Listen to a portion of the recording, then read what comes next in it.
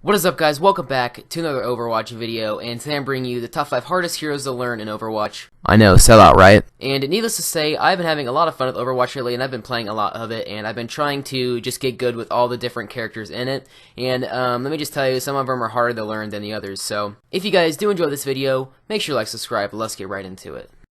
So for all my top 5s, I would like to remind you guys that none of these are in particular any order, so I'm not saying that one is harder than the other, they're just in the order that I put them in. So the first hero that we have is Zenyatta, and the reason I think everyone has such a hard time using Zenyatta is because I think they can't get the hang of aiming and shooting his energy orb, and knowing where and when and what enemy or what friendly to give your discord orbs or your healing orbs to. And if you don't know what you're doing and you try to use him, you're going to be pissing off a lot of your teammates and you're going to be very overwhelmed. And in my opinion, I think Zenyatta has one of the steepest learning curves for one of the heroes in Overwatch. And also what makes it a really hard hero to learn is that Zenyatta isn't really that fast of a hero and one of the fastest in Overwatch, so you're going to be having a hard time keeping track of and running away from Genji and Reinhardt.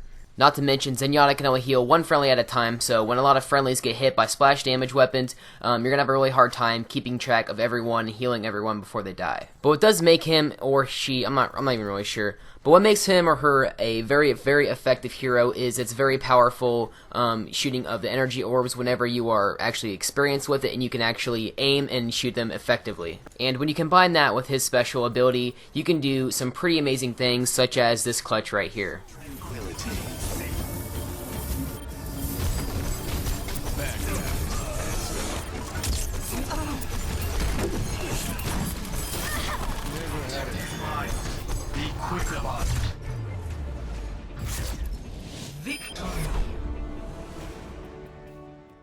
The next hero we have is Ana, and the reason I think she's a really hard person to use is because she's such a precise hero, and it's going to be hard at close range to actually maintain stability and just help out your teammates in general. Now, if you want to use Ana, you're going to have to be very, very accurate because, after all, she is a sniper, and she isn't able to get away from extreme situations very quickly because she doesn't have a grappling hook like Widowmaker. And overall, in my opinion, I think she is one of the hardest heroes to master in general, just because she has such a steep learning curve, just like Zenyatta. So if you do want to be a productive member of your team, you're going to want to be very accurate with her, or else your teammates are going to hate you. But once you do master her, you're going to be very effective against your enemies with your tranquilizer darts. You're going to be very helpful for your team with your healing, and it's going to work in almost any strategy you use.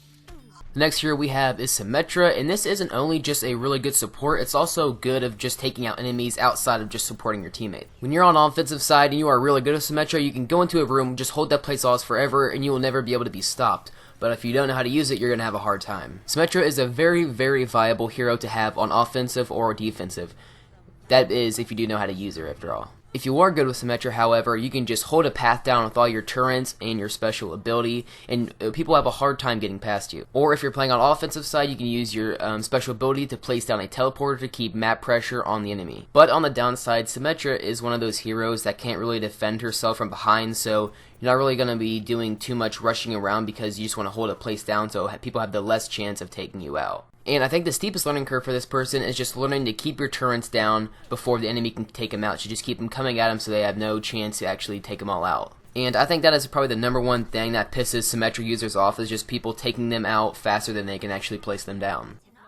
The next hero we have is Tracer, and this hero was often confused as being one of the easier people to learn just because she's probably on the front cover and is kind of the face of the game, and beginners just want to pick up her and think that they can use her, but They do use her, but they don't use her to her full ability. Tracer is one of the quickest heroes on the map, so that means you're going to have to be thinking very, very quickly and have a lot of game sense and be able to predict where enemies are going to be at, because you can get taken out very, very quickly if you're not making yourself really hard to hit. But if you do know how to use her, she's one of the most effective DPS heroes in the game, and you're going to be doing a lot of damage to your enemy team. Now, accuracy is a very, very big part for this hero because you need to be very accurate with your pistols because they run out of ammo so quick, and her special ability is only useful if you can stick them with the little plasma grenade if you hit them, or else it does nothing. So with all these characters combined, this makes a hero pretty difficult to use, even though a lot of people think she's actually pretty easy.